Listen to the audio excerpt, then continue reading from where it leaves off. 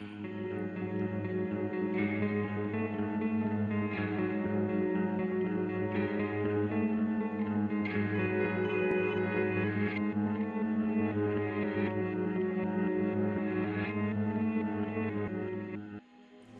horror. The horror was for love. The things we do for love like this are ugly, mad, full of sweat and regret. This love burns you and maims you and twists you inside out. It is a monstrous love.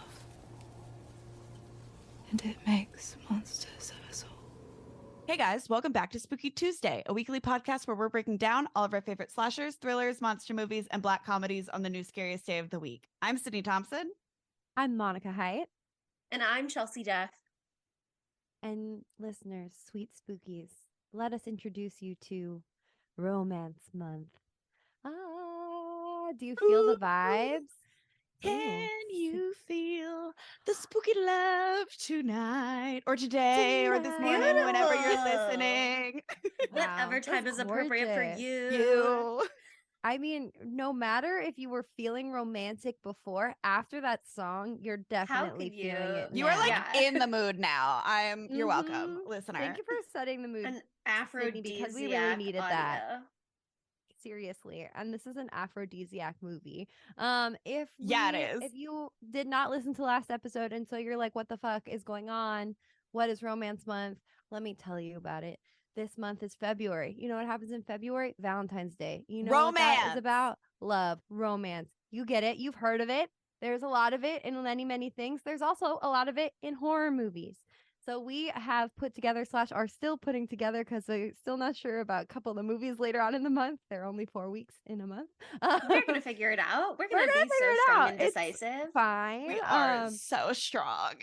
We're so decisive. But we have put together some films that are both horrific and romantic and give me, Monica Hyatt, this particular sense of romantic despair and longing. And where did that sense and that feeling originate for me, Monica? It originated in the 2015 film Crimson Peak. It might have created this feeling of despair, or at least made a like indelible brand on my heart. This movie, it came out in 2015. Like we said, it's a Guillermo del Toro movie. He is the best ever. And I'll start it off with the IMDb logline so we can get that out of the way. It's a long one. In the aftermath of a family tragedy, an aspiring author is torn between love for her childhood friend and the temptation of a mysterious outsider.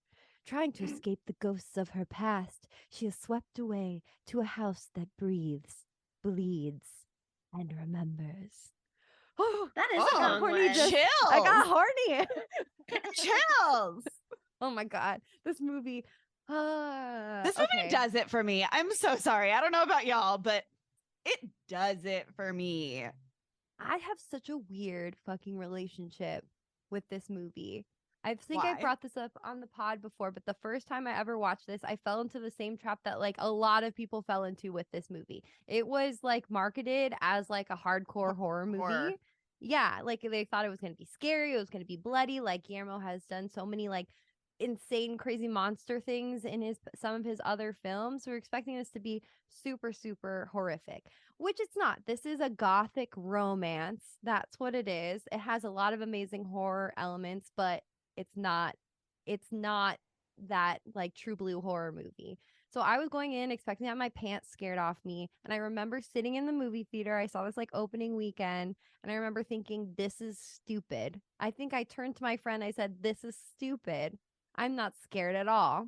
And I like wrote it off, and I like watched the rest of the movie, and I was like, that was a disappointment. And then every single day for the next 3 weeks, I thought about Thomas Sharp. I dreamed about him every night. I'm not kidding. I literally was plagued with thoughts about this movie. It was like my senior year of college. This came out. I could not stop thinking about it. And I think I must have watched it again after that. But then again, I watched it this fall, and I was like, perfect. It's raining. This is going to be amazing. I got all cozy. but I couldn't like focus. I was really distracted. I was really on my phone, and so I really wasn't paying attention. And I was like, damn, I thought I loved this movie. Like, what's happening to me? Well, don't worry, honeys. I figured out what to do. You put your fucking phone away and you watch every single second of this movie because it's all about the nuance. It really, really is. And like, I cried this time. I cried yesterday. I sobbed like a little bitch. I love this movie. I think this movie is so underrated for the exact same reason you Yes. were saying, because a lot of people expected a horror and got a romance. But I don't know, this movie, the way like the horror is subtle, but it creates great tension that makes you like on the edge of your seat. Like you might not be scared, but you're like anxious and like shaking because everybody is so sexy. And what is the dark secret? Fame Guillermo del Toro character actor. Yeah. Mm-hmm. Doug Jones is all of the ghosts in this movie. He plays all of them. Yes. I think there's one other guy who does some of the body work too, and I can't remember his name. I just read an article about it, but like, yeah, it's like when Doug's involved, you know it's gonna slap fucking hard. And like he's got these that ghosts, spooky skinny body. These ghosts are like scary and a little also sexy because it's Doug Jones. Doug Jones like, is you know an absolute star. Yeah, that's true. Yes. I also saw this movie in theaters. I said a little bit when we introduced at the end of the last episode, but I saw it in theaters. I did fall asleep. I did wake up enough or see enough to be like, yeah, I get it. I got a couple details like wrong, but I mean, upon watching it for only the second time all the way through, awake the whole time, I got enough, you know what I mean? Like I had put all the pieces together that I needed to, really. I am personally still waiting to have my moment of like personal connection to the film, I think. Because even though I tried to do for this film what I did for Orphan, which was like create the ambiance in my room, I even did like little earplugs in with my bone conduction headphones to really block out the outside world as best as possible. I didn't get sucked in, but like it is still a very good movie. It still has like really great technical elements across the board. There's not much that I would like change about it per se, but I would love to like if they ever showed it at Cinespia, and you could like sit in the cemetery with a crowd and see it on a big screen, and if there's like a fine mist of a drizzle, you know what I mean, and you took a movie watching supplement, I think you would have the best experience of your life, possibly. Yeah. And we're all dressed up in like Victorian garb. I mean, if somebody wants to costume exactly the me, dress that I am wearing right now, I would wear this dress. I'm wearing my crimson dress that I wore to be a vampire. So it's perfect. Also, just before we get too far away from it, I looked up who the other actor is who does who is some of the ghosts, and his name is Javier Botet or Bote. I do not know how to say his last name. And he was Enola, Margaret, and Pamela. And Doug Jones was Edith's mother and Lady Sharp. So incredible acting. That is acting. It's amazing. Oh, okay. I mean, I said it a little bit before, but I think what really blew me away this time is like the acting from this like incredible cast that we have here, because it's like pretty star-studded. This is a stacked cast. It's so fucking stacked. We have Edith, who's our main lady, played by Mia, insert last name, Chelsea. Thank you. And then we have Jessica Chastain, one of the sexiest women or person in the world, playing probably a brunette. Jessica Chastain, bloody brunette Jessica Chastain. That's like a next level experience, I think. Oh yeah, it will change you. She plays Lucille Sharp. And then we have my OG love. There are few people that I have gone on air on Los Angeles radio live to do an insane rant about, but it's only one person actually, and it's Tom Hiddleston. There's something about him, and I think the Loki of it all has ruined it for me a little bit. I thought like that was what really introduced him to most people. It was. Yeah, and I really liked him in it, and then he like continued to be in Got it exploded. so much. Yeah. And then also I was just very upset when he dated Taylor Swift because that was at the height of my hate Taylor Swift phase. Don't He had worry, his I heart girlies, Taylor, I and you have an like I her hate now Taylor. again. But that's what I Circle went back on the rants around. about on the Sure. radio was about them dating, and it was He did true do a unhinged. very charming GQ interview. You know how GQ always does really great cover stories? His was very fun. And I he's a think he very like cooked charming man. for her. He's incredible. Did y'all ever watch Midnight in Paris? Yes. No. So he plays F. Scott Fitzgerald in that movie, and that came out in like 2011, and that's when I fell in love with Tom Hiddleston because one, F. Scott, because Zelda, his wife, Alabama Queen, I love her. That bitch is Did it? crazy. F. Scott Fitzgerald kind of sucked though and took credit for a lot of Zelda's work or Yeah. something like that. Or am I thinking of Yeah, no, that's him. That's why Zelda Doesn't doesn't make make Tom that Hiddleston bitch. less sexy though. That's true. No, he's still very sexy, but Zelda, man, queen. She's the queen. We also have Charlie Hunnam in this movie. Wait, sorry. What as- made you love Tom Hiddleston if it wasn't Loki? What came before that? I don't fucking remember. I just feel this like insane like thirst for him that is unquenchable. I can't even remember what other movies I've ever even seen him in. I don't remember where it started, but this love has always been with me. Adam just walked in right as I said I have a thirst for him that is unquenchable. He's I Don't was worry, talking Adam, about it's you. not Stop to you. this I wasn't right talking now. about Tom Hiddleston. I was Not to talking about you, interrupt. Adam. Jealous. Don't even worry about it, baby. Everything's fine. I have only have eyes for you and Tom Hiddleston. Is he eating out of a whole pot? He's eating out of a whole rice cooker pot right now. So That's why he can't express his jealous rage. He's just shoving rice in his mouth. things are getting crazy over here. Things are getting wild. Things are getting wild and it's just the beginning. But also Charlie Hunnam is hot. He's very attractive in this movie. Yeah. I'm like I don't blame Edith for not giving a fuck about him anymore because Tom Hiddleston is right there. But And he's British. he's British. And he's got a title. And he likes her book. She doesn't like his title, though. The title isn't the appeal for her. In fact, she calls him a parasite landowner. I know, which is so funny. He's Also- not in the sense that he doesn't actually have anybody working for him. So he's She actually doesn't know broke. that. He's a broke bitch. But yeah.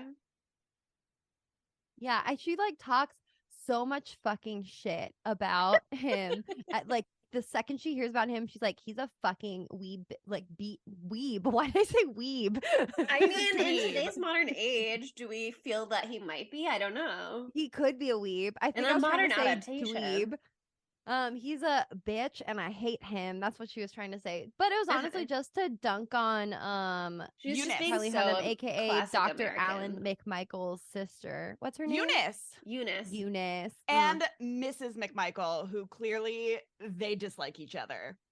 They've got beef. Yeah. They got mad beef. Fuck I mean, her. make sure you know where your place is. Okay, damn.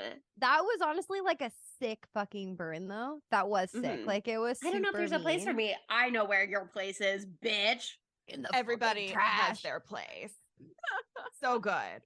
I also would just like to say that I think that Carter Cushing, the dad, Jim Beaver, is a very handsome man and good for him. I love when he's like, I need a girdle. And she's like, no, you're such a young man. I love their relationship, especially Me because, too. you know, Edith's mother died of cholera so Yeah. young. The black cholera And came she for her. immediately turned into a spooky ghost played by Doug Jones. Which, what a great mother. That's mother, okay? That's mother. That's mother. Yeah, I mean, I don't usually like it when movies do that thing where here's the end of the movie at the beginning. How will we get here? It always pisses me off because I'm like, no, I know that she's gonna have a face cut and it's spooky in the snow. Like, but I always forget about how I have the memory of a goldfish, so I always forget the beginning by the end. So that's what Guillermo's banking on. I guess that's what any director's banking on when they do that. And He's like, everybody all is right. stupid and they will never remember an hour ago. Well, Yes, but also they're it's right. not like the voiceover doesn't say like, here's the end of the story. Now let's get to the beginning. Like a lot of movies do that where they show you the end and explicitly tell you this is the end. This one just gives you like something completely out of context. And I think Totally. maybe would you know for sure that it was the end? I don't know. You might get like a hint of things, but I think it confuses you enough by going back to when she was 10 first, so that you almost forget that the whole thing is actually sort of a flashback and not just that one flashback. Yeah. No, I think that it works. It worked out very nice. And that quote slaps. The like, what is it, Sydney? Ghosts are real, and This much I know. This much I know. Oh, so true. So true. I love how this movie is kind of like, I don't know if meta is the word. Let me know if I'm using meta wrong right now. Okay. Because wow, said her name real weird. Edith is like a writer, right? And she writes ghost stories, and she's trying to be like Mary Shelley, and it's fucking awesome. And she's got those weird little glasses, and they kind of slap on her.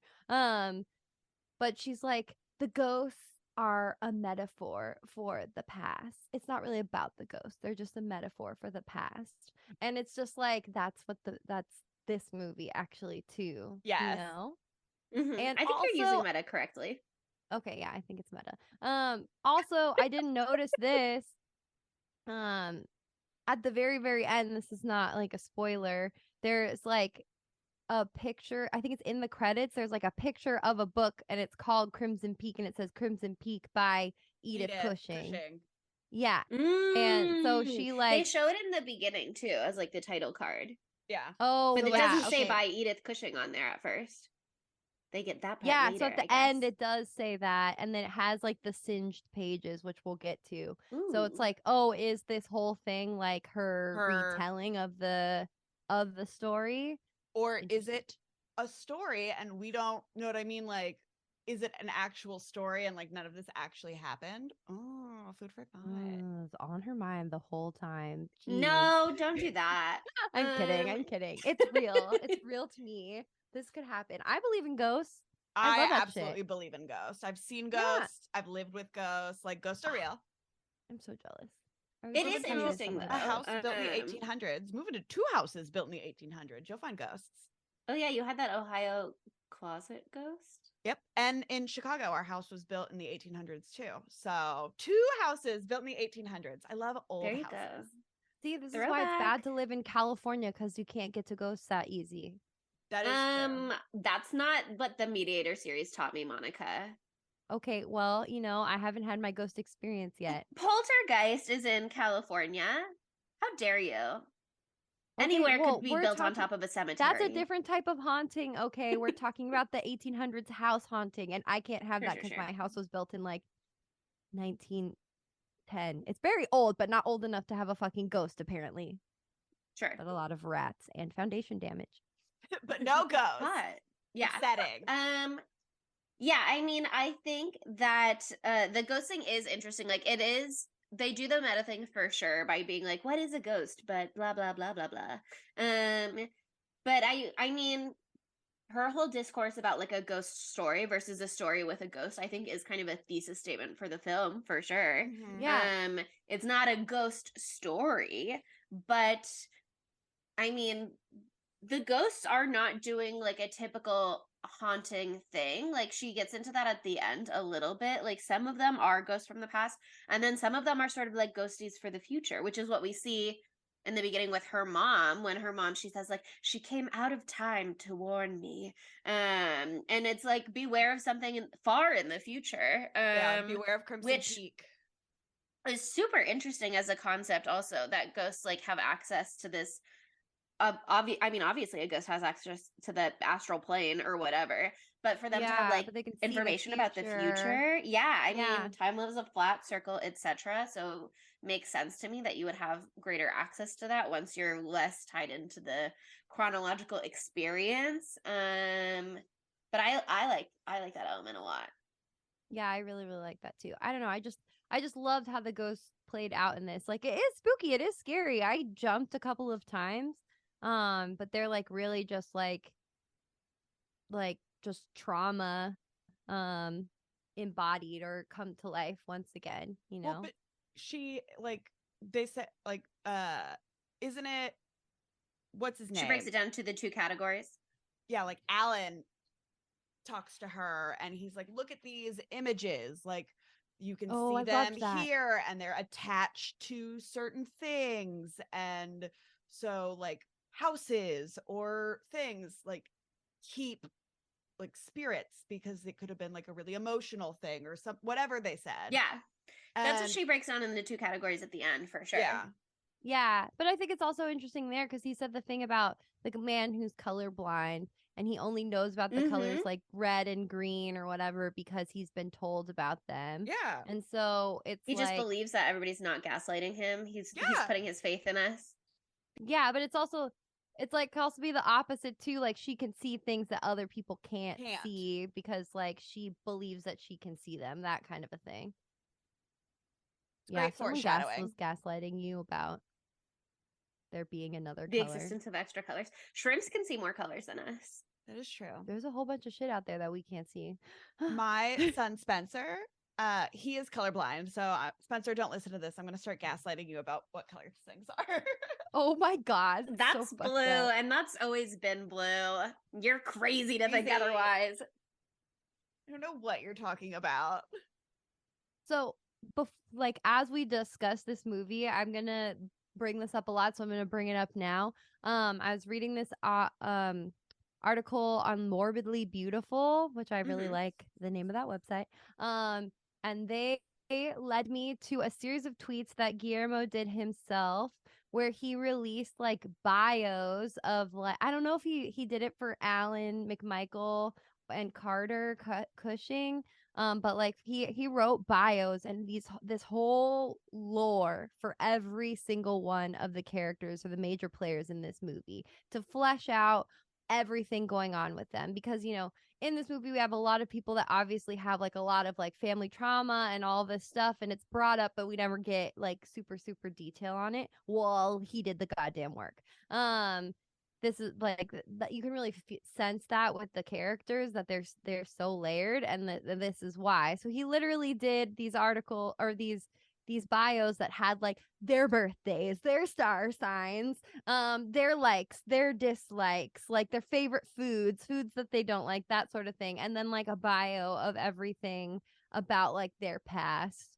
So there's like a lot of info about like how Carter Cushing came to be like, you know, an industrial success. Industry like I don't know what titan. the industry titan. Thank you. Titan of the industry. A tycoon. uh oh man, now I'm thinking about Roller Coaster Tycoon. And Zoo Tycoon. And then it also has like the whole background story, and this is what I liked the most, of Thomas and Lucille and how they got to be like that. And Oh, so fucked up? yes, it's so fucked up. It's super fucked up. And so I'm not gonna bring it all up right now, but I just like throughout I'm going to be bringing it up, these little facts that I know. And some of it was changed because like for example, like in this it said that he Lucille was originally 8 years older than Thomas. And so she was supposed to be 42 during this movie, and he was supposed to be 35, and Edith is 24. But I think they changed it because in the movie, I think Sydney, you're saying that she was 14, right? And or like when they murdered one of the parents, she was like 14 and he was 12. Yeah. So they changed it to a 2-year age gap, which changes a lot of the context. Sure. But it's fucked up. Yeah. I mean, a little bit. I mean, I kind of a big spoiler, I guess, but low stakes. It's very flowers in the attic of them when they're literally talking about being children confined to the attic together. So yeah, I mean, for me, like part of the reason that this movie gives me that particular feeling of despair and longing is because like you kind of, as a viewer, or maybe just me, but I think Sydney too, jury out on Chelsea, fall in love with Tom Hiddleston too as the movie progresses, even though bad things are happening. And so like having that's what gave me the despair, because you like love him, but he's bad too, and he's done these bad things, but he's also a victim too, and so is It's Lucille. complicated. It's super, super complicated, and it's just like deeply tragic. So like the background story on that was really, really interesting. But they had a really cute things about like each character. So I'll just tell you really quickly their star signs, because it will inform everything about the next few minutes of this episode. I know it will change everything. And it makes a lot of sense. Yeah. It makes so much sense. Okay. So, first things first, our girl Edith is a Libra, birthday October 9th. October Feels like 9th. That's a cute one. It's a cute birthday. Our boy Thomas, the love of my life, is an Aquarius, and he was born February 18th. I have so many feelings about him. It's really problematic. Anyway, it's fine. We're gonna get The into love of it. your life. That's a strong declaration. I'm so sorry, but I literally like, why do you think I had dreams about him for 3 weeks after I first saw this movie? Anyway, it's fine. And then the funniest one for me is our girl Lucille is an Aries, and her birthday is the day after mine. So that's just so scans. Yeah. She also loves Thomas Hiddleston. Thomas Hiddleston. Why did I say it like Thomas that? so Everybody much loves that Tommy she boy. could die. Oh man. But I just think the beginning part of this movie, I always am like, okay, like it's the least good part of the movie. But watching it this time, I was really blown away by all the subtlety with the acting, like particularly by Jessica Chastain. Like knowing what I know now, like once she comes into the picture, she does a really good job of being like so seethingly jealous of everything that's going on, but so incredibly subtly. Mm-hmm. Oh, it's really amazing.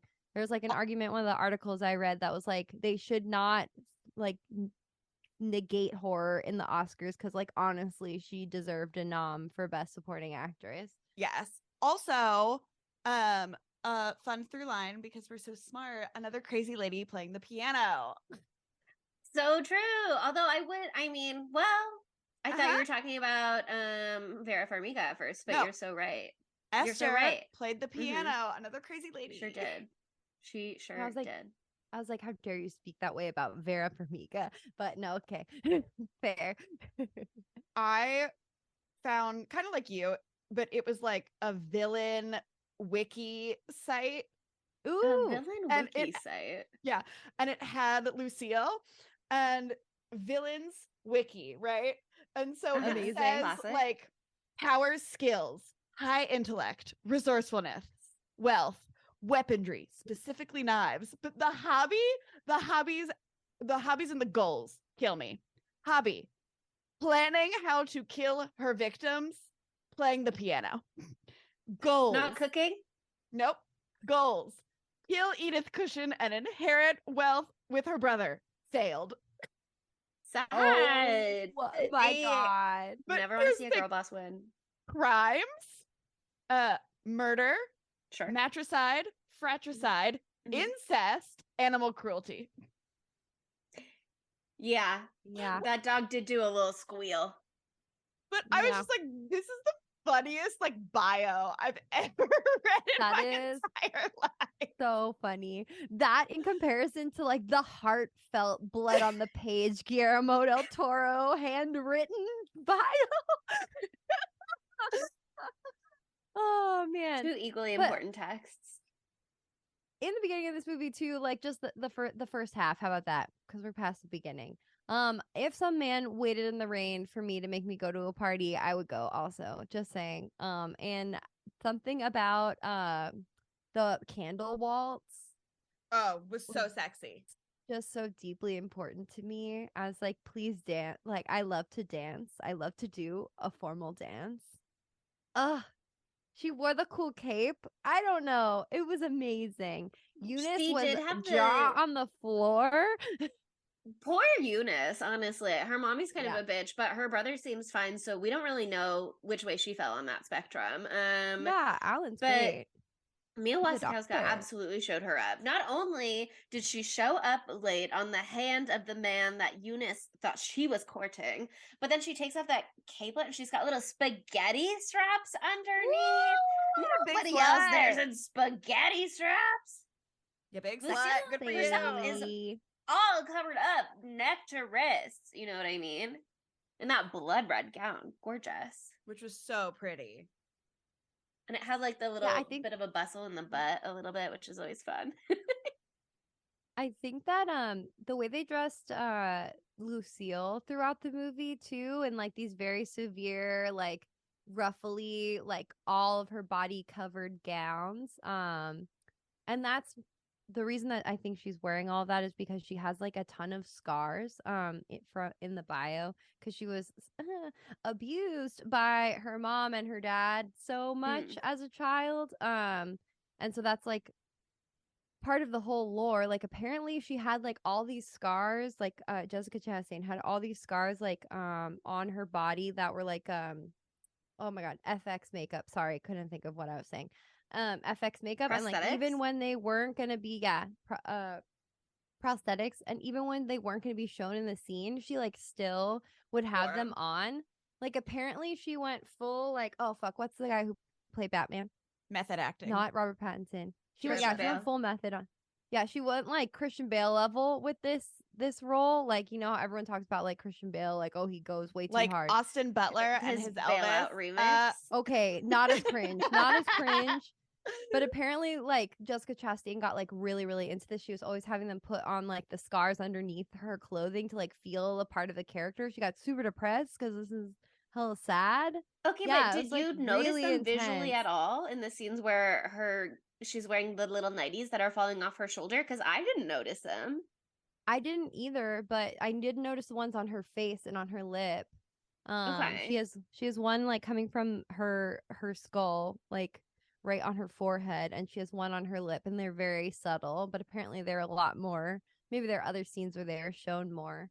That's so interesting though, because she I think she was the first actress cast in this movie. Like Guillermo del Toro was talking about it with her originally, and originally wanted her to play Edith, and then she said, "What if I play Lucille instead?" And he said, "Okay."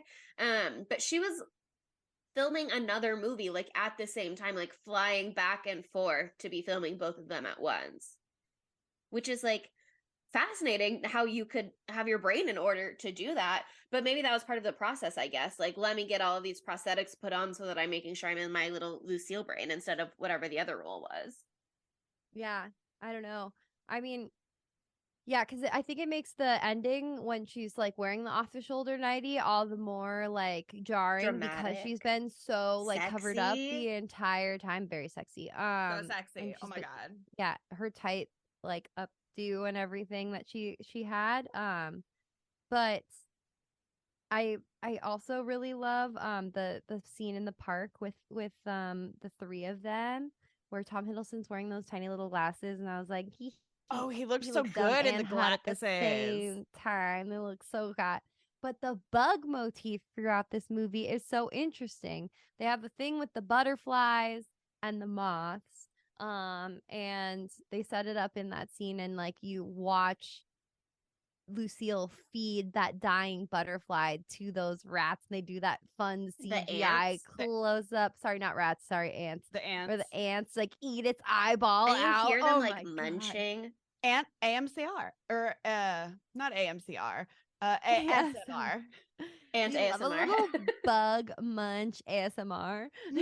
Bug munch. Bug munch. Oh, also with like the clothes. So it takes place in 1901.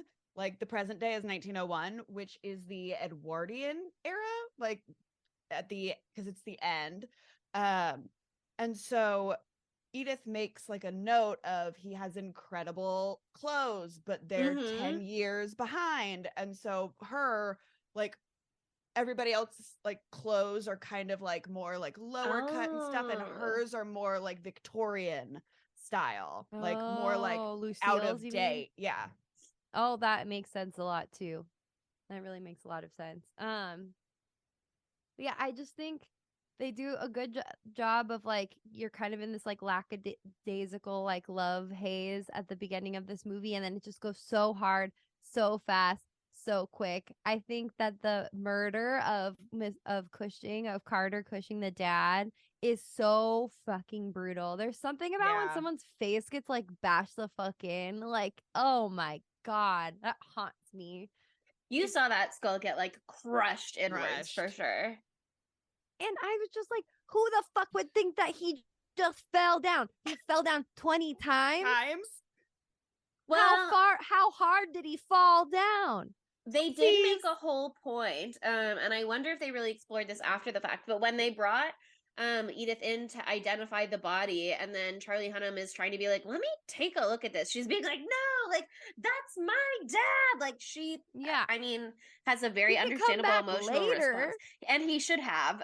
But I wonder, like, if they did really, you know what I mean? Because It they're was kind of like looking into the 1901. They finance stuff probably a little didn't. bit, but they probably were like, well, she's already off. Like, what are we gonna do now? Like, we're not gonna extradite them from England. Although I wonder if that was even a thing back in the day, but probably. But I actually have no idea because I'm not a historian buff. But anyway, I just think that the pacing also like right after the death was like really smartly done because like as someone who's lost a parent, like everything really is sort of like this like grief hazed blur in the aftermath, and that's totally what like happens in the movie. Like we see the funeral, we see her completely out of touch with what's going on, just staring into the middle distance, and then like all of a sudden she's engaged. Well, she's engaged at that point. She's engaged and she's at Alderdale Hall. They're married. Alderdale. And They're married. Yeah, yeah. Everything. They're engaged, married, and she's in England. are they Like, married? Yeah. I wasn't sure. Once Yeah, she gets they're married. there, they're married. They're married, yeah.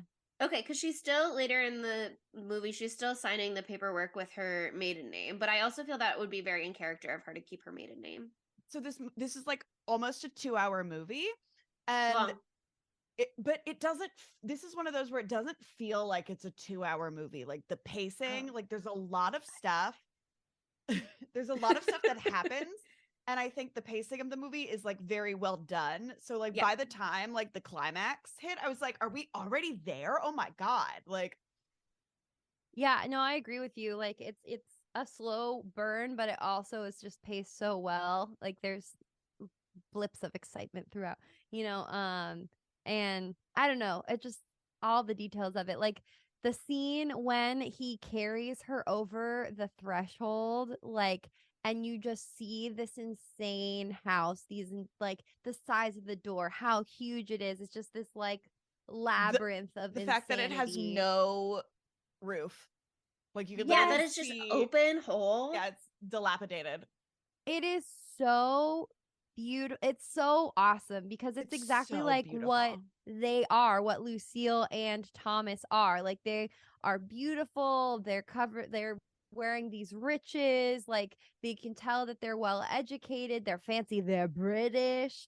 You But can there's see that it fucking used to deeply be fucked really and wrong with them. Just like the house. The house looks beautiful on the outside. It's very rich and fancy. But there's a big fucking hole in the ceiling, and it's sinking into the earth. Yeah. How it like used to be really grand, and now it's just like a little ruined. Shell. Yeah. Yes. The way that she walks in and he's immediately like, it's kind of a shit show. We are sinking into the ground. Everything is blood red. You're gonna learn to live with it. It's fine. Like that house has so much mold brewing in there with that open hole to the elements. Oh, totally. It's also just like popping the bubble. Not that she was in this like marital bliss before that, because like she was again like grieving and so sad. But like just before her dad died, she was like so in love and it was so romantic and blah blah blah blah blah. And she's like, this is this amazing man from England. And then she walks through the door and she's like, oh, shit's a lot more fucked than I thought it would be. And then Lucille is immediately weird, and it's just Lucille's immediately like, no, you can't have the keys, honey. Like I do like, think actually no. Yeah, I think they show the progression of Edith's feelings really well, because one of the first things we see from her is like her going to pitch her book to Mr. Ogilvy or whatever his name was. Played by Jonathan Hyde, who's in Anaconda, and he's also Oh. in The Mummy. Oh, our good dear friend from Anaconda and the Mummy, Jonathan Hyde. Yes. Love him. Didn't recognize him. I guess I never will, because I didn't recognize him in the Mummy either at first. But he's like, what about a love story? And she's like, he only wants that because I'm a woman. Like, I don't want to do a love story. Like, that's not my whole thing. If I submit this under a man's pen name, if I type it up instead of writing it with my lady like loopy handwriting, then I can tell the story that I want. But she meets Thomas Sharp and she starts to be like, okay, like I could do like a little love story in like a chapter or two. Like I could do a little bit of a love story. And to see her warm up to that idea and come around to putting it in her book, like of her own free will, I think was a really great way of showing her feelings growing without having to like get into the weeds of them, especially because we don't even see like a proposal or anything like that. You know what I mean? We just go from like, he's breaking her heart. He says, I only broke your heart because your dad told me I had to. Now her dad's dead and she's got the ring on her finger. What my question is, I guess, is like, where do we think things changed for him? Because obviously we know from his motives early on that he knows whoever he picks, it's like a death sentence for them. But he clearly likes something about her to be like abandoning the Eunice plan. I think reading her novel, I think, is the reason why he like switched to her. Yeah. I mean, reading the bio, I have a little info on that because it says exactly. Because like he is like immediately like taken by her. He reads her book like right away. Like he reads those pages and there's a lot of context to it, but at this point in his relationship with Lucille, they've just gone through like a ton and they're on like rockier terms. So basically, I don't know if it's a good time for me to explain the backstory, or do you have more you want to say about this? Because I think I need to explain the backstory for it to make more sense. Okay. Timeline wise though, do we I don't remember off the top of my head at least. Do we remember which wife was the one taking care of Le Bébé? It was Enola. It was Enola. the last. It was the last. Yeah. Okay. Well, there you go. Yeah. No, exactly. Yeah. So basically, with their backstory, it's really, really fucked up. They were like abused like from the beginning. Like the dad, like they were like, yeah, they didn't love each other. Their parents didn't love each other. They only had explicitly it says they only had sex 2 times ever, and it was to have these 2 babies. Lucky. Good timing. And they fucking hated Lucille because they didn't want to fuck again. And she was a girl, and they're just trying to get a boy so they could have an heir. So they're hella mean to her. And so she like had no love growing up, and then like he was born. And in the bios, she's 8 years older, so it's different in the reality. But they had this wet nurse, and she would. This is horrifying. Prepare yourself. Watch the wet nurse like nurse Thomas, and she would like feel things, and then she would take Thomas and mimic that with him. And so, if you know things about babies, when you do that, they creates like a bond, you know. And so even from a baby that was happening, but she didn't really understand what she was doing totally. It's a weird thing. I don't know. Moving on from that. Then like they had horrible childhood and it was fucked up. And he would like she took all the beatings for Thomas. So he would like be able to do whatever he wanted and she would like take it for him because she wanted to protect him and was like loved him so much, like in a more sisterly way at that point. But like she just wanted him to be able to like be his little fancy boy self. Yeah, because their dad hated him because he didn't like to do manly things. He was an inventor. He liked to do things with his mind. They do talk about how he has like baby soft hands, so like he doesn't like, work with his hands. Yeah, not that his aristocrat father was probably doing much with his hands either, but totally. But then apparently once Lucille became a woman around 13, 14 years old. She was like figuring out it, and then that's when things started happening. And so they would be doing that sort of stuff, and then they got found out. Their mom caught them up in the attic with all the spooky moths and was like, I'm gonna take you guys away from each other forever. This is fucked up.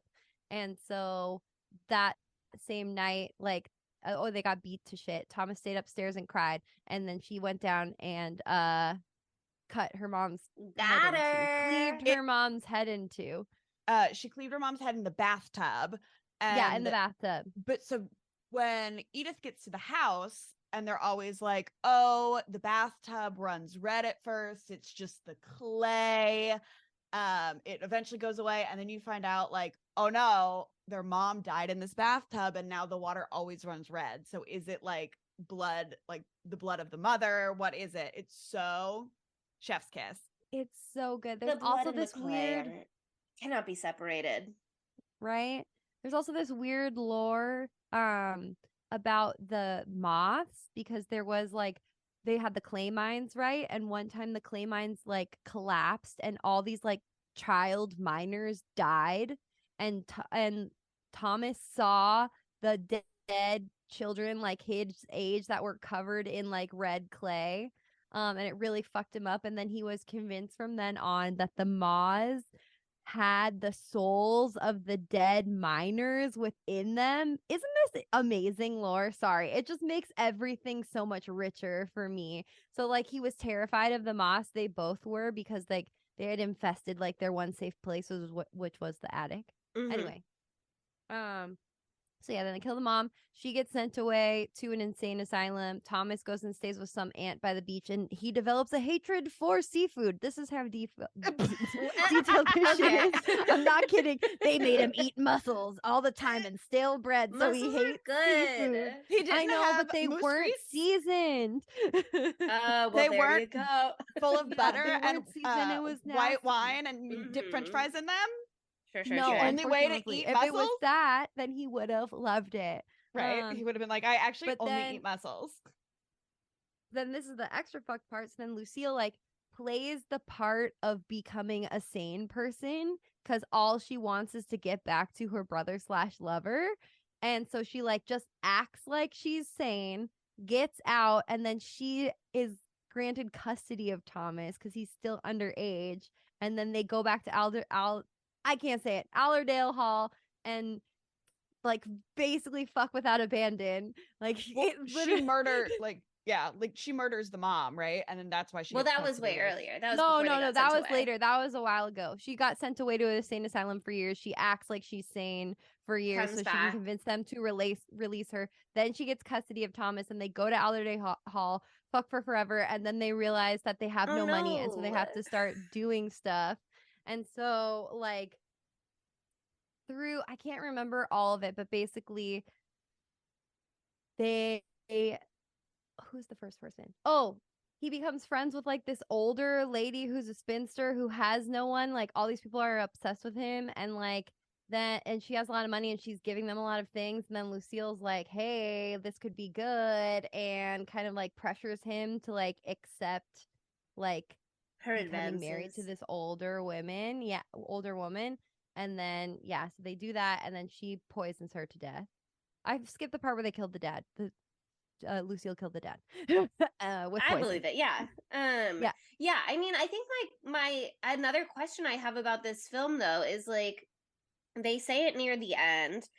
He's had 3 previous wives. They always pick someone with no living relatives, so that they have nothing to live for, and nowhere to go, I think also is the takeaway. But like, what was the plan with Eunice then? She very clearly had at least 2 living relatives, that we see within the film.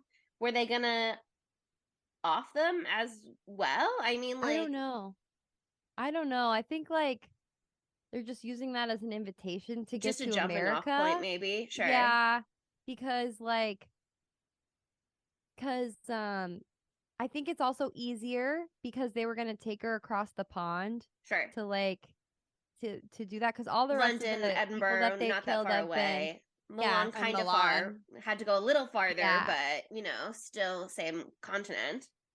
The Edinburgh one, the second wife, she was like, the dad was like an old colleague of their dad, the Sharp's dad, and so they like went and stayed with him, and the daughter was like disabled and in a wheelchair, and so like they took advantage of her and killed the dad while they're on the honeymoon. Jesus. Lucille killed the Yikes. dad while Thomas and this other girl were on the honeymoon, and then I don't know, killed her too. And then Enola, she Thomas was like this at this point. That's when they start like separating. So basically, Lucille's agoraphobic. She doesn't like leaving the house. She just wants to stay in the house and stay in the dark and stay with her love.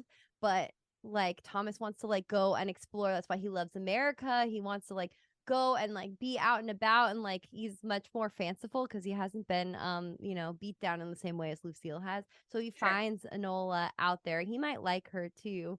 He brings her back to the house, or no, he doesn't bring her back to the house. They just become friends. He gives her a like invitation to come whenever. They go back to the house. Lucille gets knocked up. They're ecstatic. They're so happy. They lie. They say that's somebody else's baby. And then Enola just shows up and she's like, "Hey, I'm here to visit."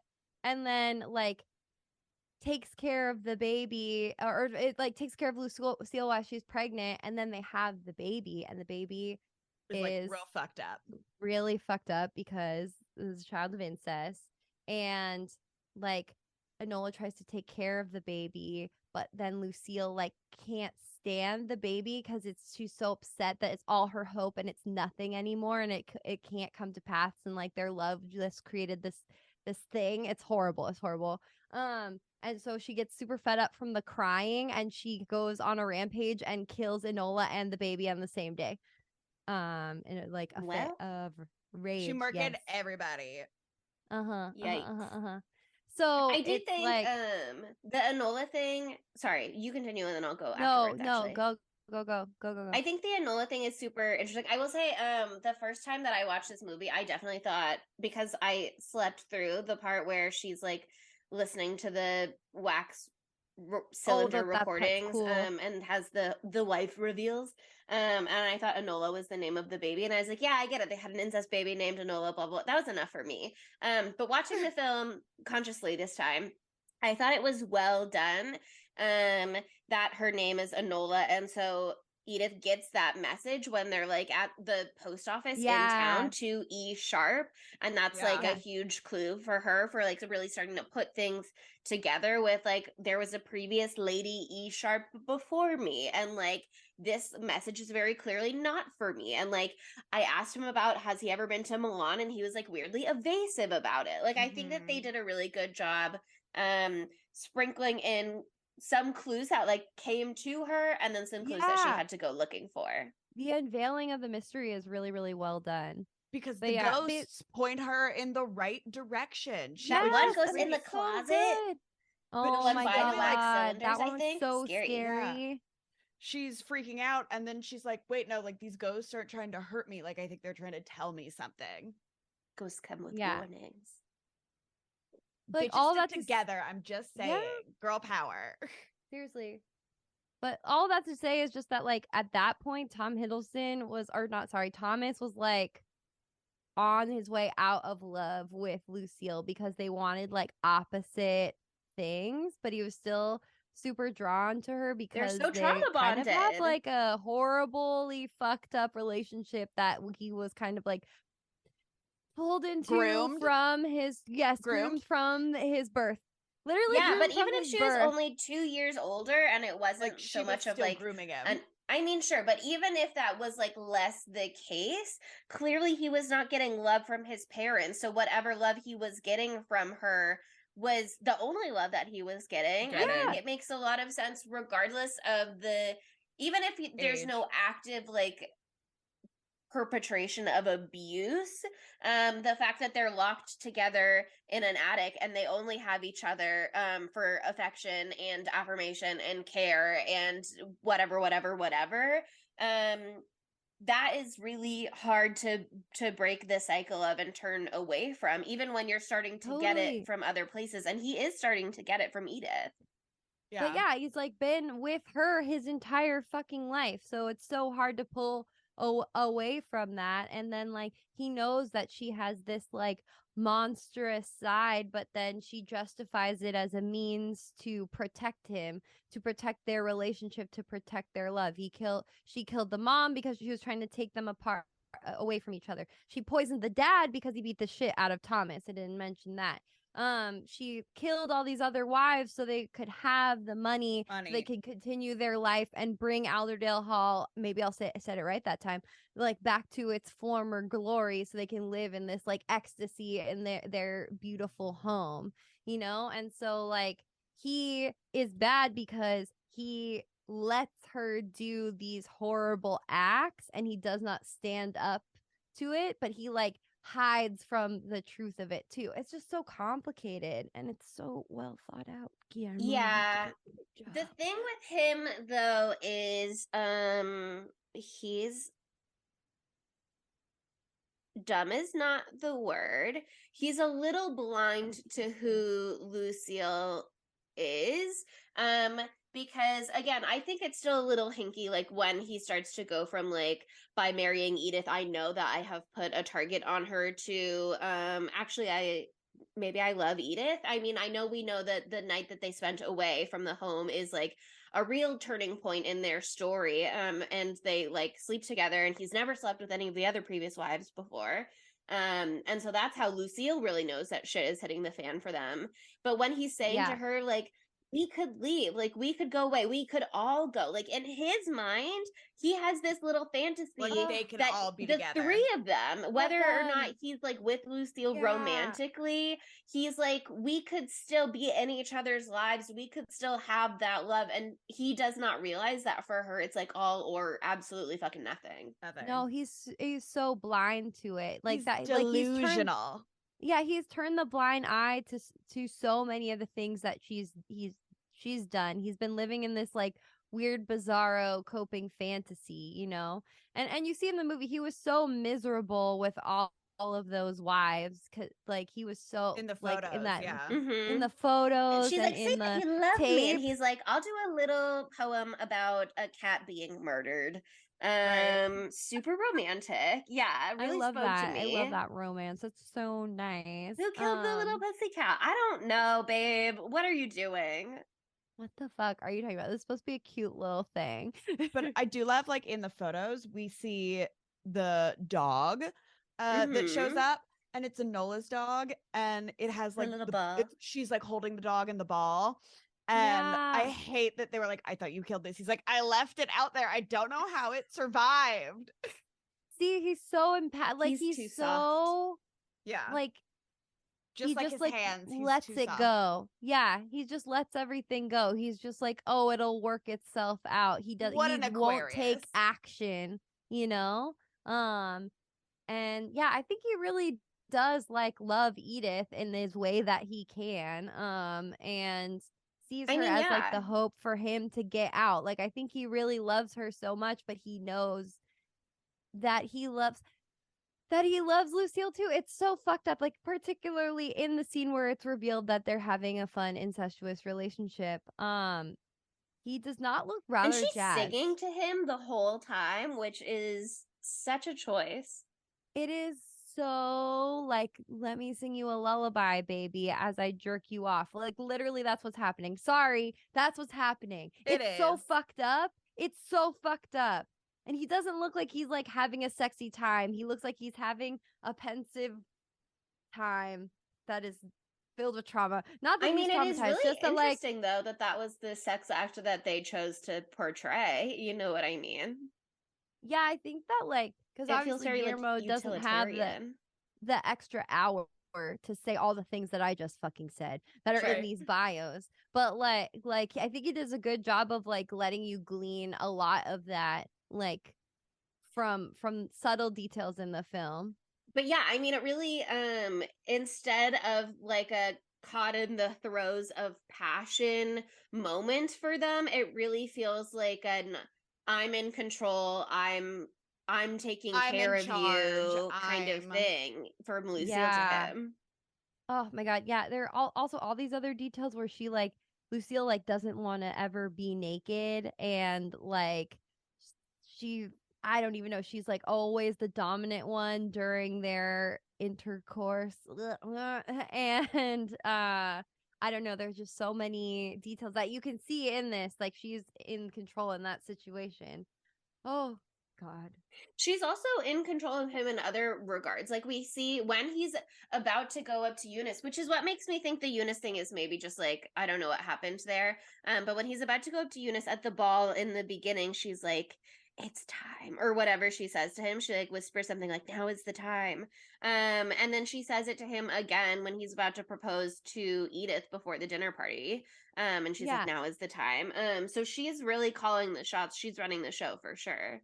Totally. She orchestrated all of the past marriages, so this is just another one. Which is so fascinating. For her to be like, you have to go and do the marriages and be the bait and bring the ladies back, but also do not ever touch them. Like, do not get involved with them. I can't bear to see you with them. But also I am gonna taunt your wives with these little erotic portraits on the sides of the book pages.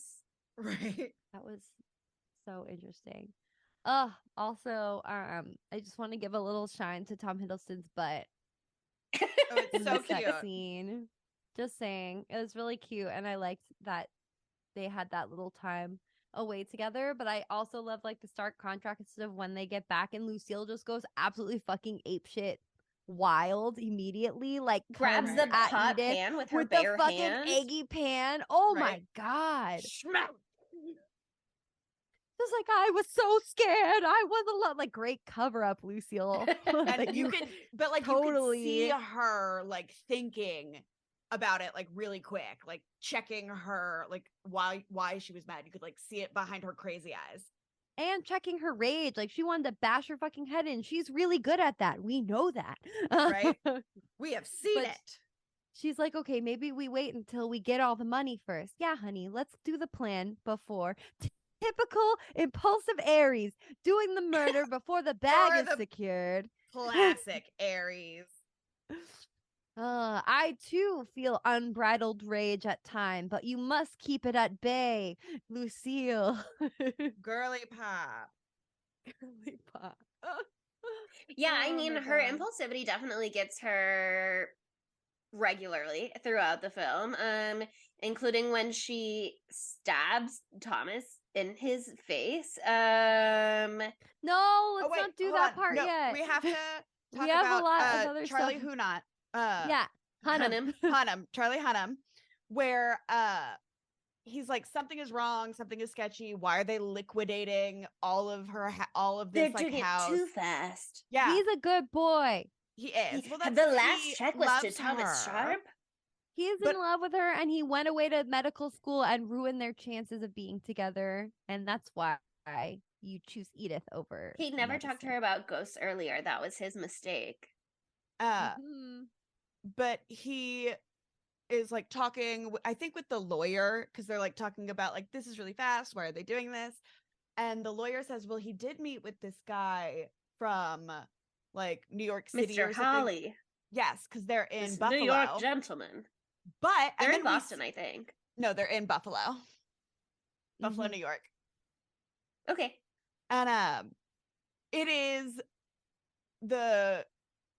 who's this actor? Is it the creepy guy from Burn Gorman is his name. Burn Gorman. Oh, and He's he probably in, looks like, like Peaky that. Blinders, right? Isn't that the best thing you've ever seen? He's got to be in Peaky Blinders. He's not Cillian Murphy, or however you say that guy's name, but No, he's oh, not he was in Cillian. Pacific Rim. Your favorite, Sydney. You said. Your Yes. favorite, Sydney? Yes. I was like, where do I know him and Charlie Hunnam together? And it's Pacific Rim, one of my favorite movies ever. He plays Oh, no, wait, you know what? the scientist to Charlie Day's boyfriend. Yeah.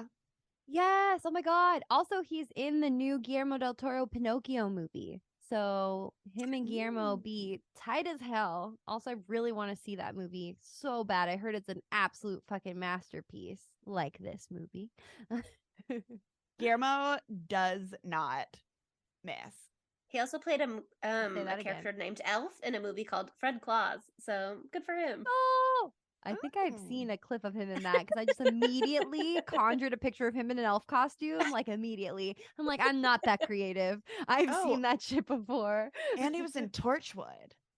Well, there you go. Oh, He's got quite the resume. I mean, He Yeah. does. with a name like Bern Gorman. with a name Who like wouldn't Vern hire Gorman. him? But yeah, no, Charlie, or excuse me, Dr. Alan McMichael. McMichael, what a name. because he literally is like, I'm flying. Well, okay, not flying. I don't know. Took a boat. Did he fly? Did they have planes in 1901? When did planes happen? What? Definitely Anyone know? not like international plane travel, I don't think. Okay. I I'm think Googling. that Took weeks wasn't the and Wright weeks. brothers in like 1920s. They flew the first plane or whatever. But when was Amelia Earhart? So I don't really know actually. Wait, no, World One was World War One. They had planes. Didn't they have planes That then? is No. so true, actually. Because they had like hella planes in World War II. God, three beautiful idiots. Regular international passenger air service began going from that was just international flights. But this would be 1919. so like 18 Oh, years from so now. he took a boat. He took a so boat. he had to take a boat. He took a boat. He took a boat. He took a boat. He went all the way to that post Which like office. takes Takes weeks. a long time. Takes weeks. Takes weeks. Luckily, he was on the East Coast, so he didn't have to take a covered wagon to the East Coast and To then the take a East boat. Coast to get to a boat. This is commitment. All right. And then he shows up to the post office. He's like, let me have your horse. And they're like, no. And he's like, fine, I'll walk 4 hours in In the winter. blizzard. Like straight up, it's a storm. And like, luckily they heard him when he yelled, not that loud, come back, come to the house when the storm's done. The timing of this is very mystical, magical, you know, like It's he her gets there mommy, the okay? second. Yeah. That is her mommy being like, bitch, I told you twice and you didn't listen to me. Wait, okay, we didn't talk about that. Imagine your whole life you have had nightmares of this spooky ghost of your mom being like, beware of Crimson Peak. And you've heard it for years and years and years. You hear it again as an adult, weeks before your father dies. And then you get married to your hubby. You show up at his house and he's like, oh yeah, haha. They call it Crimson Peak.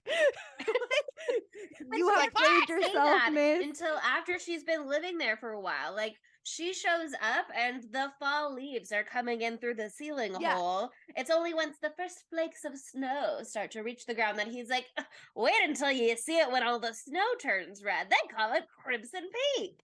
And she's like, God damn fuck. She's like, what did you say? You mean, What did wait, you say? wait, Crimson Peak? Are you sure? There's another word you could use They don't for call red. it Red Peak, Maroon Not Peak. Red Peak, Maroon Peak. They don't call Rouge it Crimson Peak. Point, maybe? Crimson Castle, perhaps? Crimson Hall.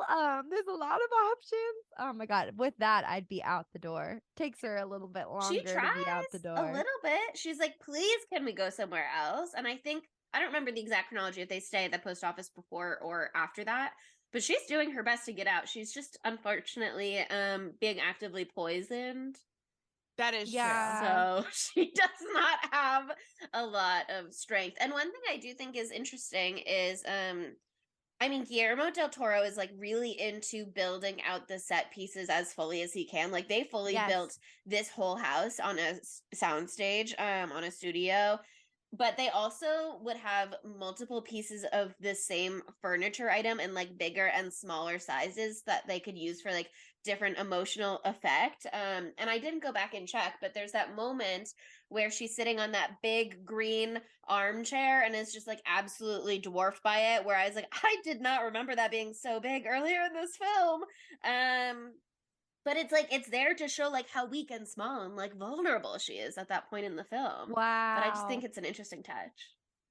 I also really, really like well, the hair and makeup too. I love that she had that like updo the whole time, and then she has this like beautiful unkept mane, like as things like Mhm. In fall the night apart. scenes. Yes. Her hair is so beautiful. It's so beautiful. And then her But I little love nightie. that she is wearing like white nighties and like vibrantly like gold, yellow, yeah, mustard she's the colors. sunshine. Like a huge contrast to the crimson, that red that we see everywhere. I think that and was like really the dark beautiful. teals and like blacks that like Lucille exclusively wears. I Yeah. thought for sure that this movie would have been a really good one to have like a costume designer on, if we had one at our beck and call. Yes. Oh my god, the So, costume Spooky Take design is Tuesday, so maybe. incredible. I went, I don't remember which museum in LA it was, but they had a Guillermo del Toro exhibit. Oh, I think I went And to that. they had like all of the costumes from this movie and like it was so beautiful. The costuming is really stunning. I mean, like they sell it. I mean, you're in the It's fucking gorgeous. world. It's so detailed and beautiful. I want to watch it again, like right now. I know. I love rewatching this movie. It is such a good, fun rewatch. I love watching it with people. Like I will make, like on dates, I'm like, we're gonna watch this. And I'll be like, would you ever fuck your sister? And what do they say? No. But who knows? That's They good. could be I'm lying. glad It's a to good- hear it. It's a Yeah. good It could be test. lying. Good test. I guess it's important to know for sure that they wouldn't, you know? One guy was like, Well- I don't have a sister. And I'm like, Well, then we'll never know if he would or he wouldn't. right? Then how am I supposed to know? Wow. But if Absolute you big had red one, would flag. you fuck her? Yeah. Asking the Yeah, hard questions over here. You know? I wanted to Mhm. watch this with Adam, not for that reason. We're not going down that road. But he was like, "Oh no, I'm good." And then I told him this was a Guillermo del Toro movie, and he was like, "Oh." And I was like, "Yeah, eat your words, bitch. Just Yeah. because I'm Yeah. gushing about Tom Hiddleston doesn't mean it doesn't have substance." It's not all about how sexy he is. There's also smart things that I've said and we've said so far. But Yeah. also, he's so sexy. His butt looks We say smart things. but yeah, I mean all of that Alan McMichael stuff, and he gets there the second shit hits the fan. So epic how fucked Thomas and Lucille are. They're like all windswept. Lucille just fucking threw her down. How many stories is this house? So many 4 stories. Thank Of a God that 4-story balcony balcony? broke her fall partially. And the big fluff of snow. And thank God it didn't break her back in the process. Although Seriously, apparently just Mia her Wasikowska ankle. did that stunt herself, and she was like on wires and just did like a little somersault. Ooh, fun. Good for her. She That got was some all her, nice though. stunts. That's awesome. I do also love that Lucille's weapon of choice is the knife, because I just think it's such a passionate instrument, and she's like so ruled by her emotions. Right. It's like so really up perfect. close and personal. So Yes. hands-on, yeah. Totally. Like she wants to feel it. Like there's something in the bios too that's like, I think the second to last kill that she did, she like found that she loved doing it by hand. And be like, yeah, she poisoned the first girl, she strangled the second girl, and then I think she stabbied the baby and Enola. Well, she butchered, like Yes. meat-cleaved the mom. She meat-cleaved mommy. Meat-cleaved the mom. Poisoned Meat- the dad. Meat-cleaved mommy. Meat-cleaved mommy. Great band name.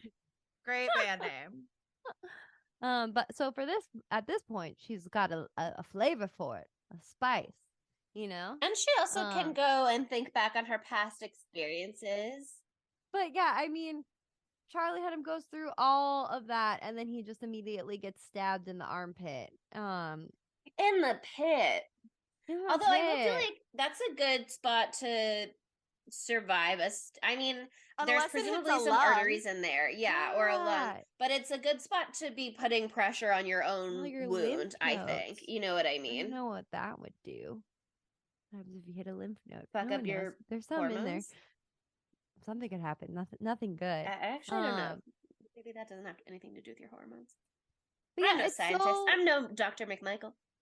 Exactly. It's so late in the game that, like you were saying, that Thomas like starts trying to actively to save Edith. So that is a mark against him. Just one. Yeah, he's like, don't drink the It's his poison, only but mark. let's stay here. We're not going anywhere. And then really only at the end that he starts to be like, maybe I should be getting her out of here. That's a crazy thought, but What if we have this weird thought where maybe she shouldn't be here?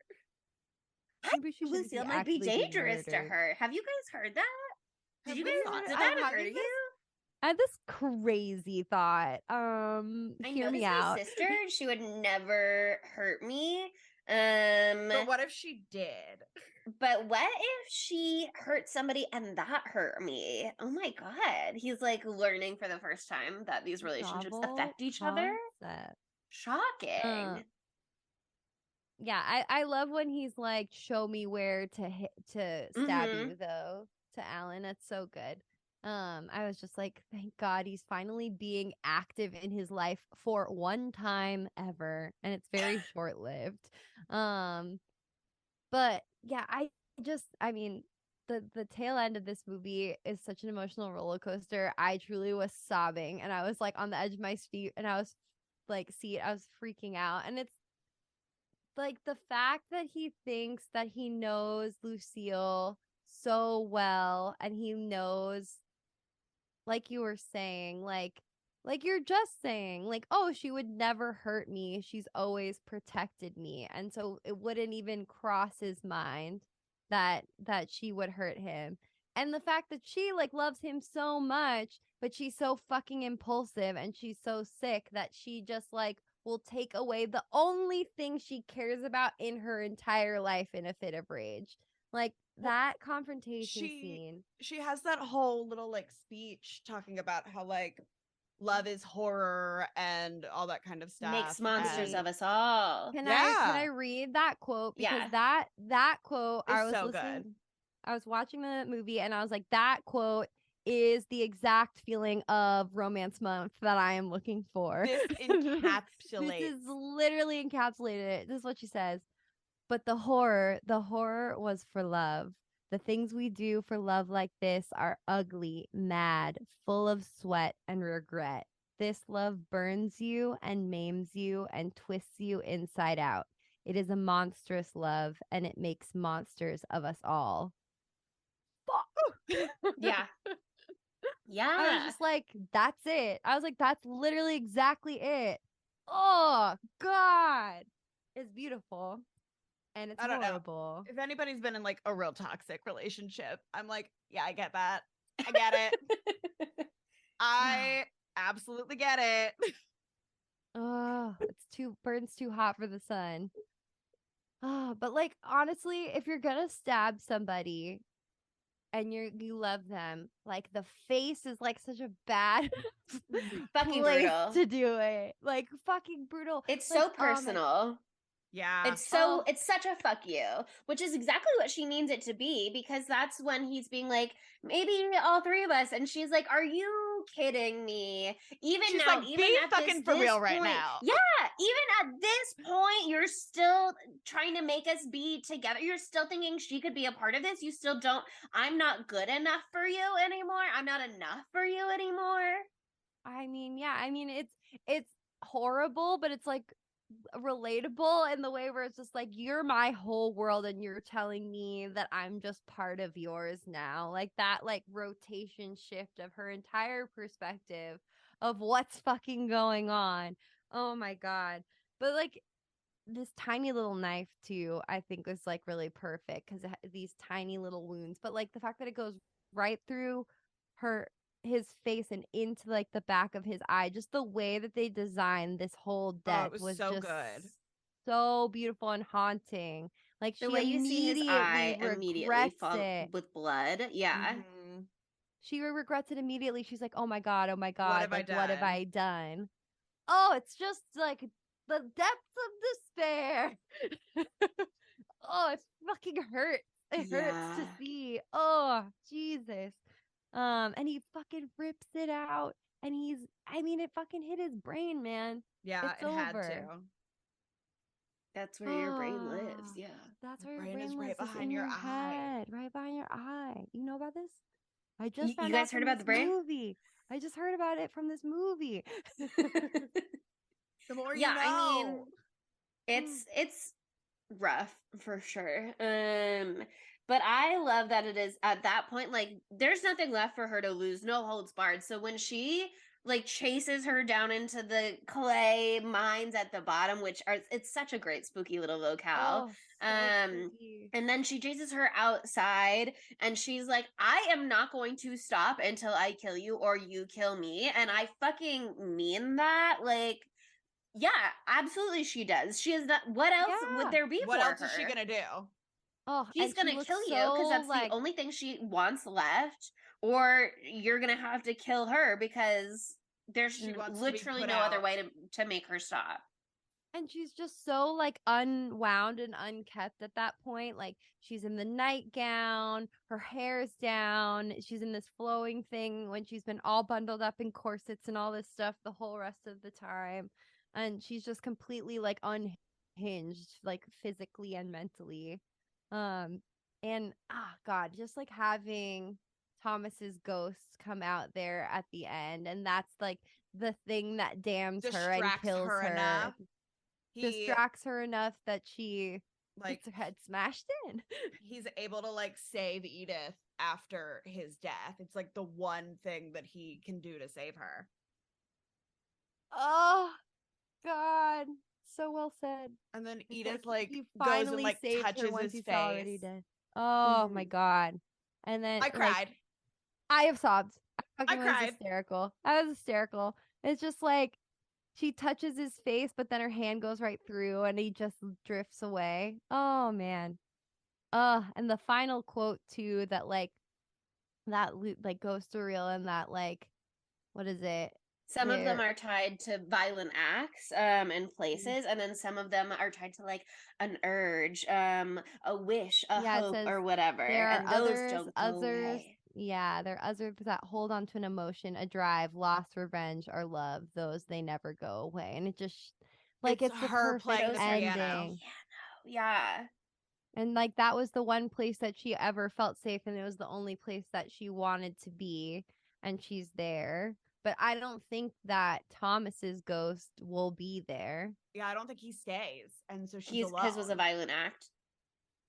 He's I don't think like I don't know if he would I don't know what the heaven and hell of it all is. I don't think that that's a thing, but like the only place he never wanted to be was stuck in that house, so his ghost would not be there, I don't think. And so even And so in the she's end alone.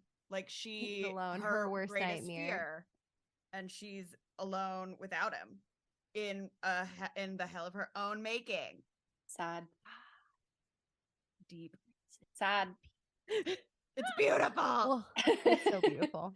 I could throw up. It's so beautiful. I can't stop thinking about it. I'm gonna make Adam watch it with me. But how could it be gayer?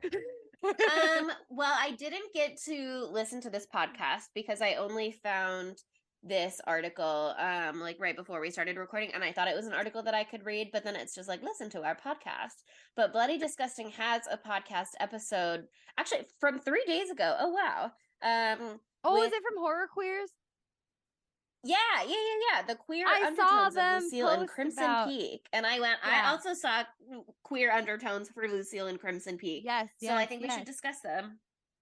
I don't know Discuss. what their points were, but like the beginning with the butterflies and she's like stroking her, and at first she's like really trying to warn Thomas to pick somebody else, and it's like she's just a baby, and then it's like this weird jealousy. Like part of that is does read as queer to me for sure. Like if you told me Yeah. that Lucille was a lesbian, but she just has this like trauma bond with Thomas, and it like manifests as a sexual relationship because that's just the way that it worked out for them when they were younger, and it's just the way that their relationship is now. I would totally believe you. I'd buy into that. I could see that, and also I could see how that's how she doesn't see any other life beyond him because it's 1901 And Right. it's not like there's lesbians everywhere, you know, for her to, I Or mean, they're there are, secret, but yeah. like, there There are are, but she always doesn't like lesbians, know about it. okay? Of course, there's lesbians everywhere. You got to play it but a there's little no, cooler. There's not two like girlfriends walking down the street in their cute little outfits and the Valid. updos, you know. So she doesn't see any other option besides, and she could also be bi. That's true. What's it called when you're bi, but like you like one person of whatever gender and then everyone else of the other gender? Is She there a likes word one for that? man and Bi. it's her brother, and then All women. every woman that exists. Yeah, I don't know. I've Sure, just sure. heard of people saying something like that before. So that's Classic. When Thomas stabbed Alan, that was a little gay. Like that's like penetrating. I'm just saying, like What's one man doing penetrating deeply- another? Dating another. Yeah. gay. They're staring deeply into And they each like did it other's eyes. together, a joint Yeah, act. like gay. Listen up, men. Murder is gay, okay? Murder is gay. Ugh. I just think it's so stupid that Thomas told Lucille, like, let's all three of us go away. That's the polyamory part that makes this gay. But you cannot force polyamory upon someone, Thomas. Get your shit together, Thomas. Yeah, you can't just be like, and we're all girlfriends now. No. Nope, that's not how it works. That's not how it works. You get stabbed in the face for that. I do think the ghosts of all three previous wives are girlfriends, though. They formed yeah. a dead girlfriend Ooh. union, you know? I love I that. love The that. mom is not a part of it, though. No. No, it's a girlfriend Yeah. thing. I just want to be clear that she's not a Wags, part of wives, and girlfriends. that. Also, just like a side thing, I love that like Edith's mom, her ghost is black, and she died of like, what is it called? Black cholera. Black cholera. cholera. Yeah. So it's like that was black, and then the bodies were red because they were all dumped in those pits, Clay. and they're soaked Yeah, red I with the loved clay. that detail. And I I did not loved that. like put that together at all my first watch. But when I watched this one, I was like, well, she's like covered head to toe with her veil because it was like a sickness that was spreading. It was like a plague. Yeah.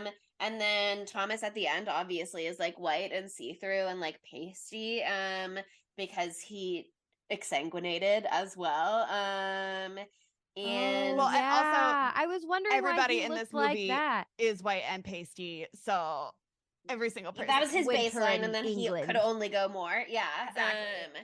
but the red, spooky, like waxy ghosts are so cool because we know that their Oh. bodies are in the clay. Yes.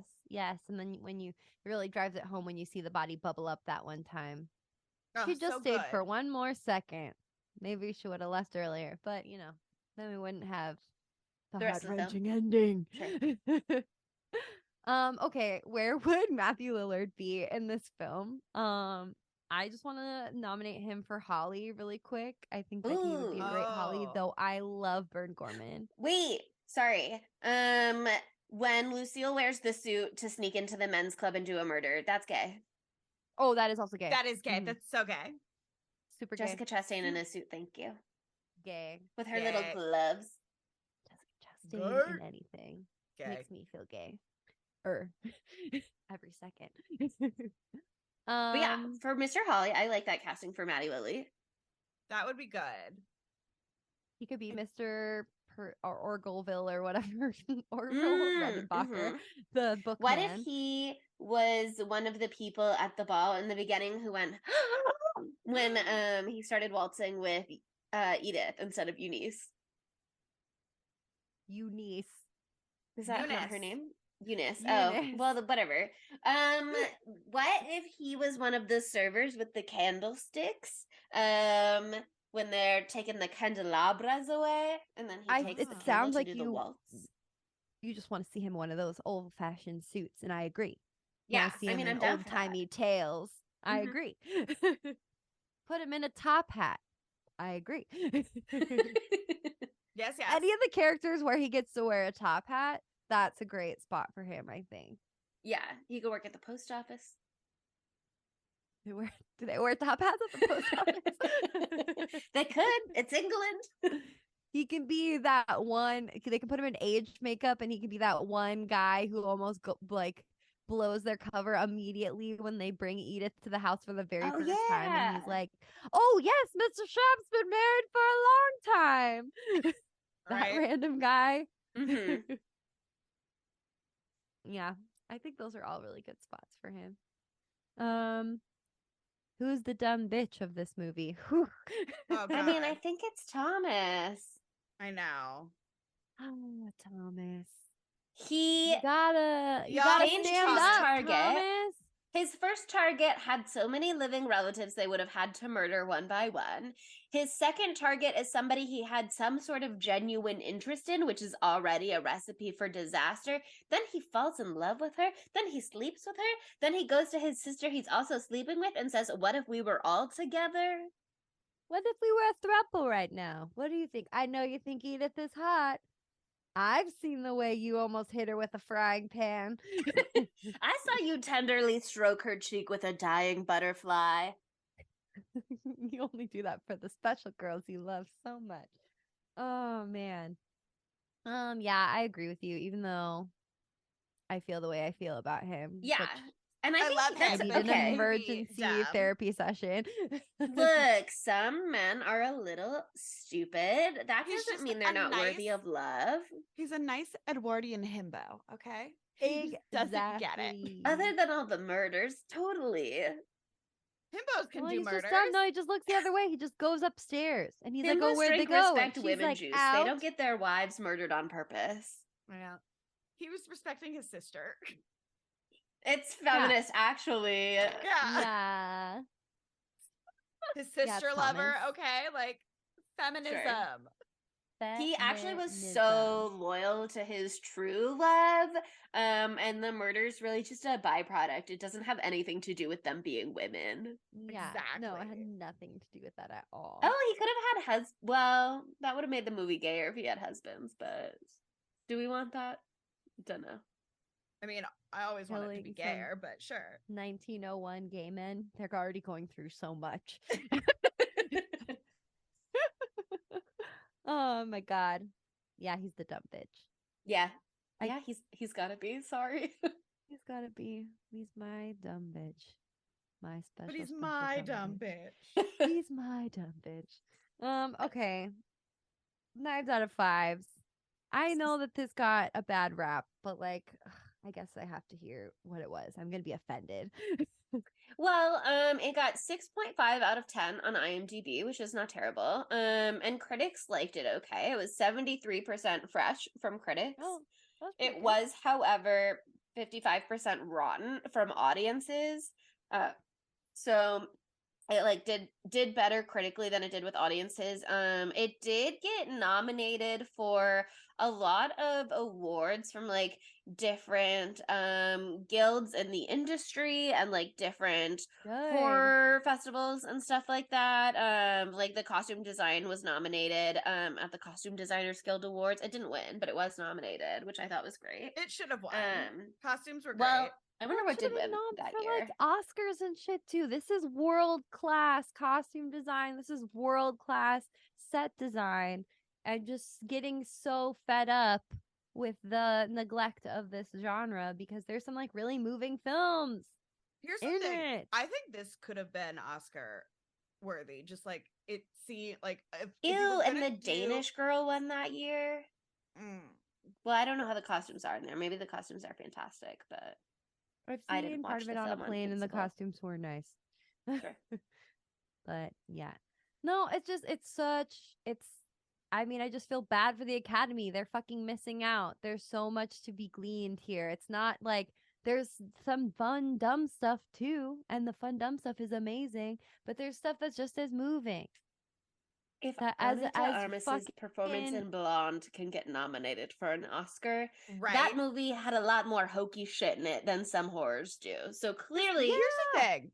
Jessica Chastain should have 100% gotten a nomination for like Best Supporting Actress because she Yes! in this movie was so good. So good. so subtle, so nuanced, so unhinged when she needs to be, like great at the piano, looks sexy. I Learned mean, the what piano more just could for you this want? role. Oh wow, damn! She And learned got, and bass got guitar more when she was in piano Mama time. previously. Got more piano time than Vera Farmiga did in Orphan. Yeah, which Vera's not about. I know. Vera's writing letters about it. I know, as she should. Yeah, I mean, I would have supported that so hard. Not that like I can vote for the Oscars, but You're But not if part I of the you want to add Academy? me to the Academy at any point, I will accept the screeners. As a film critic, As a critic, as As a a professional movie film goer. critic. I We're have a professionals letterbox, now. okay? We have are a We've letterbox. done a bajillion episodes. we've done With grace and aplomb. 119 episodes. This is our 120th episode. Wow, we dang. are professionals. Mm-hmm. Okay, I'll go first because I made you guys watch this. Okay. This is 5 out of 5 for me. I'm feeling generous in 2023. This is like, it's world class. It's haunting. It's beautiful. It was a huge disservice to this movie that it was marketed the way that it was, because if people knew what they were getting into, I think it would have opened up a whole new audience for people.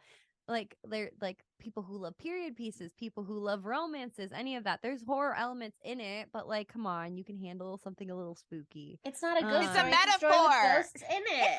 It's a metaphor, okay, for the past. But it's beautiful. I've said everything that I need to say already in this episode. It was fucking stunning, and it's a gift. And I need to go onto Super Yaki's website right after this and see what Crimson Peak merch they have so I can buy it because I'm feeling passionate. And Buy 5 out it of 5 all. knives for me. Yeah, same. I fucking love this movie. I've loved it forever. I rewatch it constantly. It's one of my like sweet spot movies that I'm like, like when I say like, oh, I want to watch a love story. This is what I Yes. want to watch. I just like, I really need to talk to my therapist next week about how I feel about Thomas. Like, it's so You're like, this is I'm what like it's. I'm like biting my tongue to not be like, it wasn't really his fault or blah blah blah. It is. He's really bad. But I'm just like, what if he could have been alive still? No, Nope. it was still really bad. Like he needed to die, but But what here if? I am still. But what if he came back to life and loved me? You Well, would but kill here's the me. thing. You can fix him, Monica. I can fix him. Here's the thing. Him asking his sister and Edith to be in a throuple, bad. But Edith, Alan, and Thomas being in a throuple, good. Yes. I'm listening. Good. I am listening, all ears. We saw So- him penetrate him. Thomas So I'm penetrate just- Alan, so we know Alan's that that's turn there. next. So I'm just saying, maybe when he was like, we can all leave out of here, he wasn't talking about Edith, and that's why she got mad. He was like, actually, we're gonna be in a I throuple, was talking about and my you're other out. polycule deuces, though. Bye, bestie. Thanks for Bye. having. Yeah. It's okay. Just to You jump don't have in to with feel the way that I do. I do like the You movie. shouldn't. I I am wouldn't wish waiting. this on anyone. Yeah, I'm waiting for my atmospheric moment of connection. I think the film is well put together. I don't think that it is ideal that I fell asleep and really didn't miss a lot plot wise, but also maybe that's great, and also maybe I'm the smartest woman in the world, which is there's a high chance of that, I think.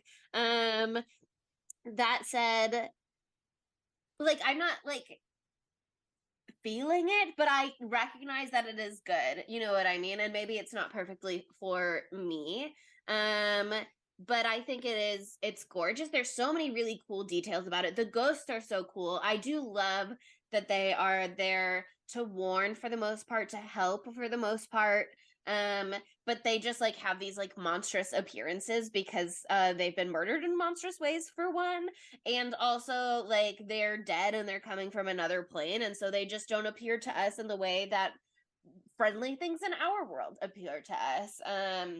But so much of the aesthetics of this film is just like bang and very cool. So I would give it like a solid 4.4 knives out of 5s. And I would be willing to revisit that if I saw it later down the road and felt the bloom of love in my heart for it. Sinespia, do this so we Sinespia. can make Chelsea do Find 5 a out of 5 little knives. bit of a misty, rainy day, and then give me the VIP experience. Do a fall screening for Chelsea. Listen to What I us. want is I'll what put I in a had good when I saw word. Carrie there, and that was incredible. So I'll put in a good word with the big man when I go to the Sinespia Valentine's Day ball, because I'm doing that. gorgeous. Oh God, I'm gonna be on a date, so if you're also there, just Don't be weird about it. with caution. Yeah, Monica's gonna be hot and horny with podcast boyfriend Adam, or maybe Yeah. somebody else. Who knows? Who no, knows? it's Adam. It's Adam. Sorry, I'm taking y'all's boyfriend out for Valentine's Day too. Sorry So about that. inconsiderate. I acted Boo. first. What am acted I first. supposed to do on Valentine's Day? Yeah, Well, You now you even know think where I'm about gonna that, be. Monica. we'll never know. Well, there's more love going around because it's still Romance Month, and it's continuing next week. And Sydney, I feel like you're the most passionate about this movie. Do you want to introduce it? Okay, so this movie might have changed my life. I only saw it once, so who knows how I'll feel when we watch it again. But it gave me a lot of feelings, kind of like how Monica had feelings with this movie, and that is Bones and All, a cannibalistic love story. Yeah, I mean, I think it's special because can't we all wait. got to see it together too. So I'm excited to We really dive into it did. now. Yeah, I am so excited to watch it again. I stole my friend's screener, and so I'm going to watch it at my house. Nice. And I'm really excited to just really soak it all in because I think I was overstimmied when I saw it the first time. And so I'm excited to be in a room alone privately with Timothy.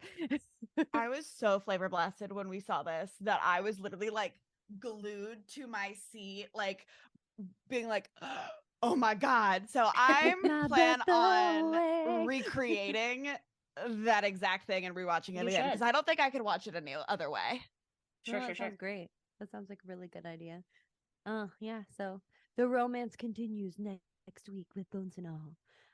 And so what's a romantic thing that you could do, during this romantic season? You could write us a love letter on Apple Podcasts I or love love Podchaser. I forgot that's a letters. thing. And also Spotify. You could give us 5 stars, and then we'll know that you said I love you as you clicked 5 stars. We'll know.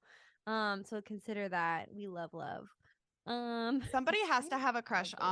on one of us. Please let us know. It's very important Yeah. to us. It's anonymous. You can make your username whatever you want on a Apple Podcast review. So it could be like, you don't know who I am, 1, 2, 3. And then you can say, I'm in love with Chelsea. She is the light of my life. Scary. It's an Flattering. opportunity for you. Think about it. You can also follow us on social media at Spooky_Tuesday. I said that weird. At Spooky_Tuesday. At TikTok, Twitter, Instagram, and YouTube. We are releasing all of our videos, all of our episodes on YouTube, including now season 2. Wow. So if that really gets you Wow. going, go to YouTube and like and subscribe. And we're also on Facebook and Tumblr at Spooky Tuesday Pod and on Letterboxd at Spooky Tuesday. Thank you for listening, Spookies. I love you. Bye, Spookies. I also love you. What about you, Chelsea? Do you love them? Do you love them, Chelsea? Chelsea? Yeah. She won't say it. She's shy.